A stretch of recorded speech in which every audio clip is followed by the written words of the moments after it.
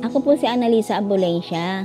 Nakatira po ako dito sa Pabahay 2000. Matagal na po, nasa 26 years na po ako dito ng katira. Dati po ako taga-Tondo, na-relocate po ako dito sa Pabahay 2000 simula po nang umuupo si Presidente Estrada.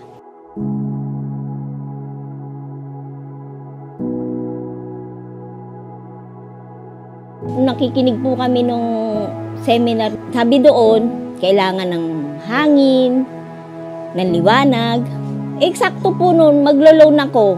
Pinatibag ko yung pader. Pinalagyan ko ng malaking bintana. Sa umaga, wala kaming ilaw. Magluto ka man, maliwanag pa din yung kusina mo. Yung hangin, hindi ka iinitan ng gusto kasi ang laki ng pinagawa kong bintana.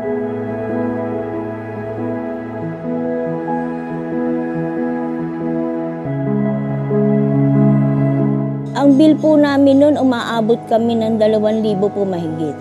Umabot na lang po ng 1,600, minsan 1,500. Yun ang natutunan ko nung sa seminar ng Green.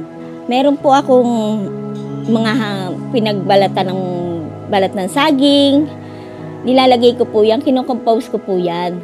Tapos po, tinatanim ko po yung mga lettuce, mga malunggay, pechay. Pechay na nasawing palad ako kasi kakainin ko na lang si Pechay na unahan ako ng kapitbahay.